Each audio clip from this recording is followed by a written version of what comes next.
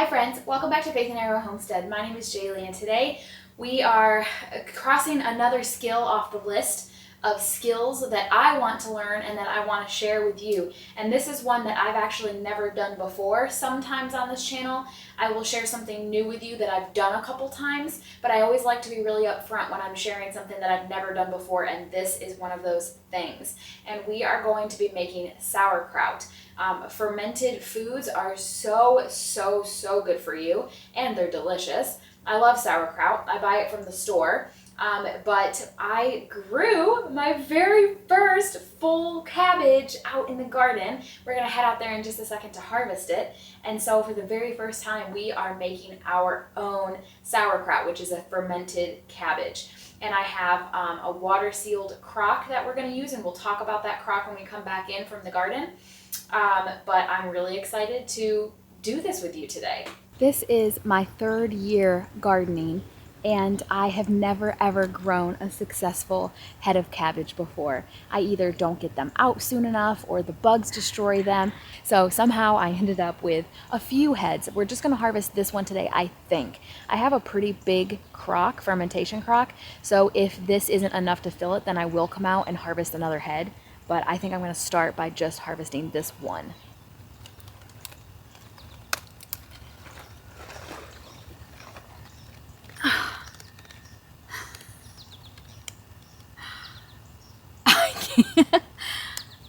I have never done this before. I cannot believe I grew a cabbage. I trimmed off all the outer leaves, and this is what I ended up with. That is a really good looking cabbage. Wow, I'm so happy. Oh my gosh. Oh, see, look.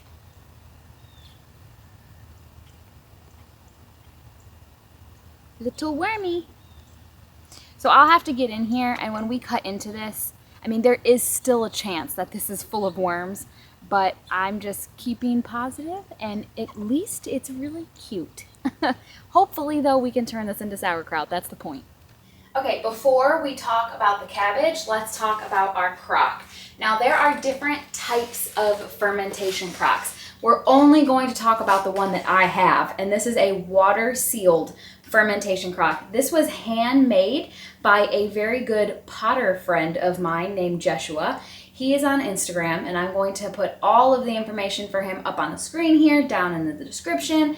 And he's actually technically my first partner that I've worked on in terms of a product. But it's just taken us so long to get to this point that I have others that I've announced since then. But he was the very first person to reach out to me and say, hey, I'd really love to work with you. So he made this for me and sent it to me for free. And I'm sharing his information with you so that if you are interested in adding custom potter handmade pieces to your collection, you can reach out to him. You can look at his Instagram. He's always making new things, and I like him because he experiments with different colors, and I like how he sources his clay. He gets some of it from his own ground on his property. Oh, I have something else that he made me. I'll show you. Unrelated to fermentation, but he also made me this pitcher, and I paid for this one. But look at the detail. It's just so beautiful, and he's just so creative. And I love pottery. I love working with potters, really any artists on any project, small businesses, single people just doing something they love. I love partnering with people like that. Okay, now what makes this a water-sealed crock?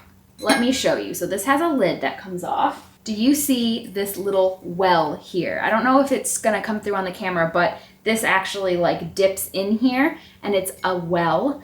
And then down in here, we've got the weight. So we are gonna use this. But what makes this a water-sealed crock, and this is my preferred method. Now, granted, I realize that I have no experience, so I can't say for sure based on experience that this is my preferred method, but I've done a lot of research on this. Water-sealed is the route I would go anyway. So what you do is you put your lid on. Once you've filled this with your product, you put the lid on, and you pour water in the well here, and it creates a water seal, hence the name water-sealed crock. And it does not allow oxygen to get in to the crock where your food is fermenting. It creates a water seal, a water lock, right? And so the oxygen can't get past the water.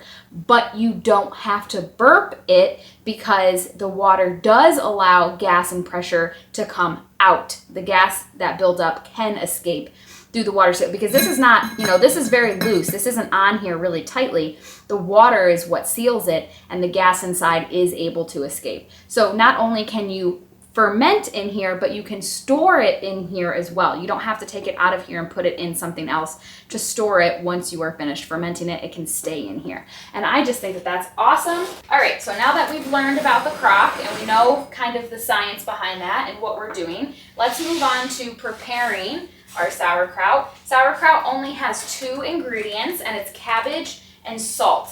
And so what I'm gonna do, cut the stem off here. And I'm going to look at this very carefully as we go along, because I want to make sure that there are no bugs, as I've said. So we are going to quarter this. I grew this. It's so cool. I'm so happy.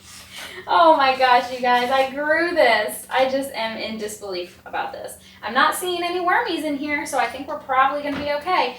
So I'm also gonna quarter it. So I've already cut it in half. Now I'm gonna cut it in quarters. And I'm going to cut out the core. So this here is the core. You don't want to eat this. I mean, you can, it's edible, but it's hard and not pleasant. So I'm just going to cut around that. All right, next up, I'm going to get out my kitchen scale and a bowl here. It's got a glass bowl, okay, you don't have to do it this way. And I read so much about making sauerkraut, and almost every article I read said, listen, the grannies back in the day before kitchen scales did not do it this way. And so you can do it just by instinct and by feel, but I am going to do it this way, especially for my first time. Once I've done this a few times, maybe I won't, but for now I am.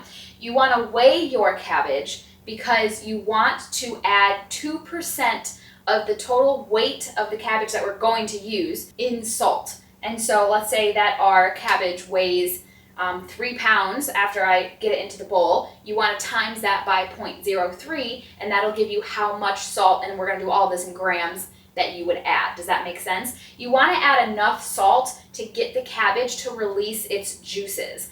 And so that's how they did it before kitchen scales. They would just add enough salt to get it to release its juices. But again, that has a level of instinct that I have not yet developed, so we're going to use the kitchen scale. So I'm just going to go ahead and start chopping this up. And you want it to be, I want it to be chopped finely. I like a sauerkraut that is very thin, and so I'm just going to chop strips like this. And I will just put it right into the bowl. I'm gonna need to get a bigger bowl. I did not get a big enough bowl. All right, friends, so I have this all chopped up here, and I put it in my KitchenAid bowl, and it's even still pushing it. But once we add the salt and this starts releasing its juices, this is not going to be quite so rigid. It's going to become a lot floppier and easier to compress down, because remember, all of this has to fit into our crock, and I believe that it will. This ended up being 1,200 grams. Oh, also, before we move on to that, I did take the time to go through and pick out the pieces that are really hard. Personal preference, I'm sure that the fermentation process would soften these, but I don't know, I took them out, and I'll give them to the chickens. Now let's talk about salt. The other ingredient to this is salt, so just cabbage and salt equals sauerkraut. And you want 2% of the weight in salt. And so we had 1,200 grams. You multiply that by 0.02, and that gives you 24. So we need to add 24 grams of salt to this, and that is going to be the right amount of salt to get this to release its juices. And basically, we are having this cabbage create its own brine. Instead of adding a salty brine to it, you allow this to release the water that's already present in the leaves, and you create your own brine that way.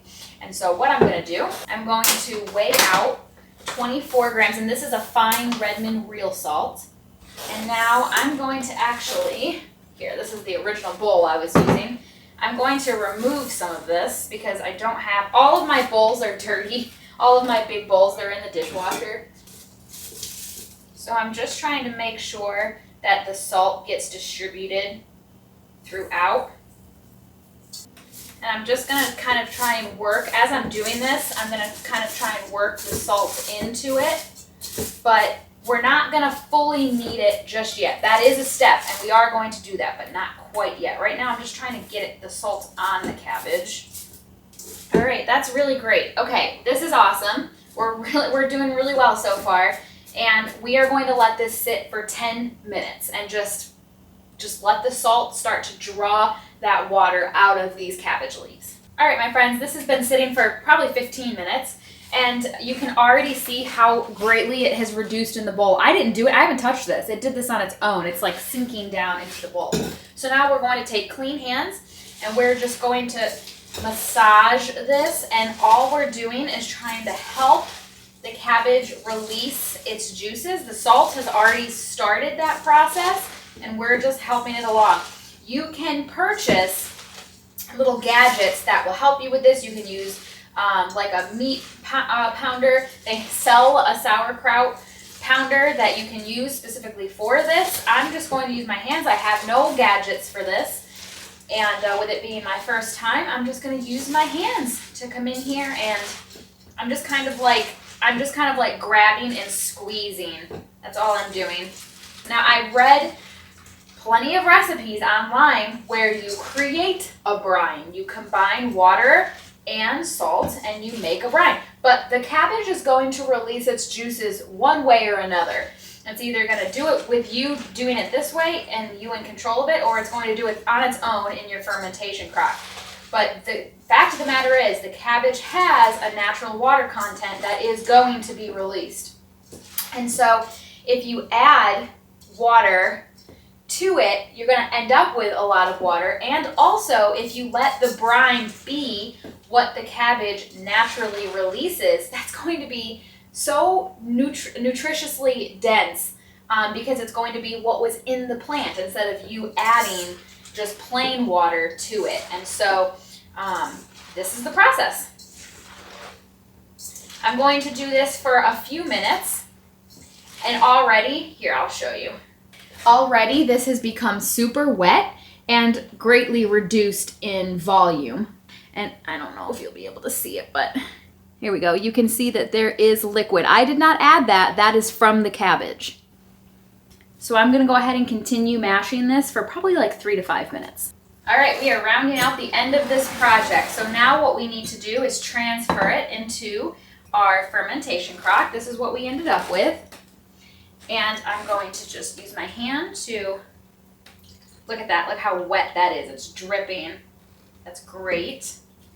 Right into our crock. All right, we've got all of our cabbage and all of our liquid in here. So now the next step is I'm just going to use my fist to push this down, and as much as I can, you want it to be really densely packed in here because you want to try and get all of the cabbage submerged in liquid.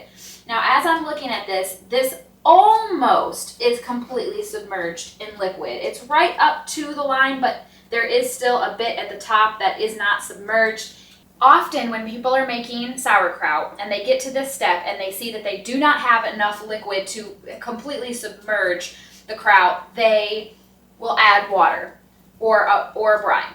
And it said, why don't you give it 6 hours to let it continue releasing juices, come back and see if it hasn't done what you want it to do. And that's what I'm going to do. I have to leave to go to work. It's a very short shift. I'll only be gone a few hours. I'm going to come back and we will look at this again together and see if it released enough juices to accomplish what we want it to accomplish. It's not going to spoil in that time. It's just a few hours. I am still going to go ahead and add my weight on top, and we're going to add our lid on here. And the final thing that you want to do when you're using a water-sealed crock, even though I know we're coming back, that's okay. We're just going to add a little bit of water here, and this is going to seal our crock. Okay friends, I'm back home. It's not been 6 hours, it's been more like 4 hours, and I'm really excited to see what we're working with. Now remember I added the water. That's okay, it's fine. It can stay right where it is. I don't have to do anything. I'm just gonna take the lid off and take a look at what we're working with in here. Alright, so there is certainly liquid down in here, but it is still not covering the cabbage. Let me see if I can't use my hands to push this down even further and compress it even more so that it is fully covered by the liquid. Oh, that seems to be working. Yes, okay, it worked. There is enough liquid in here to cover this. I just had to compress the cabbage down even further. So here we can see that the cabbage is totally submerged under the liquid. We've got the weight on there, and this is, I mean, there's quite a bit of liquid. But I think I want there to be enough liquid that it comes over this part of the weight here. So I'm gonna add just a splash of water. When I was reading about this, I did read that one person liked to keep the level of liquid above that little lip of the weight, like I just showed you here. Because this thing's pretty, I don't need it to be covering the whole thing. I just want it to be covering this part here. So I'm gonna add just enough liquid water that it does just that. Just like that. I think I probably just added a 1/4 cup of water. And that just guarantees that everything is gonna stay nice and submerged. And that article did say that when they come to periodically check on this, if they see that the water has evaporated and it is no longer covering that first lip of the weight, they will add more water so that it is. And that's totally acceptable. This isn't, we're not pickling this, we're fermenting it. So you can add water to it and you don't have to add more salt, because if you think about it, the same amount of salt that you started with is gonna be in here the entire time. It's the water that's evaporating off. And we may find that we don't even have an issue with that because this is a water sealed crock. Maybe we don't even have any issue with that, but at least to start with, I wanna make sure that there is adequate water. So that's why we added the water. So this is good to go. I'm gonna add the lid back on, and I accidentally spilled a little bit of the water when I was looking at it. So I'm gonna add a little bit more water back just to make sure that this seal is correct. Make sure that it's totally covering. And it is. Hi friends, Editing Jaylee here. So it has been like a week and a half since we did this, and I'm editing the video now. And there's something that I wanted to share with you that applies to what I was just saying in the video. And that I'm gonna read to you something that JESHUA said to me when we were messaging back and forth about this. He said, during the first few days of fermenting, the oxygen inside the crock gets consumed by the fermentation process. This creates a suction that pulls the water from the seal into the vessel. So be sure to top up the seal daily. I had forgotten about that when I was doing this, and so I was checking it every day, and I was like, where is this water going? Is it evaporating? So I was having to add water every day to it, and I was like, what the heck? And I just went back through our messages for another reason, and I saw that and I was like, oh, that explains it. So I just wanted to mention that to you, because if you use a water sealed crock, that'll happen and it's totally normal. And I'm going to set this right back on the counter, and I am just going to leave this at room temperature in my kitchen on the counter for it said anywhere from 3 to 6 weeks. After 3 weeks, I'll taste it and look. I'll be checking it at least once a week to make sure that it's looking okay. After 3 weeks, I'll taste it and see if it's starting to taste like what I want. The longer you leave it, the stronger it tastes, and probably the healthier it is. And so we will certainly be visiting this again together. We're going to be doing a lot of preservation projects in the kitchen this season, and so we will certainly revisit this together in a future video. But the process, at least, what I just showed you was all really straightforward. I read, like I said, a lot of different recipes and articles, and they all seemed really straightforward, and they were. So I am really excited to have my own sauerkraut. I'm so excited that I grew my own cabbage. So thanks so much for hanging out with me while we accomplished a brand new homestead skill. I can't wait to see you in my next video. Have faith and keep moving forward. Bye, friends.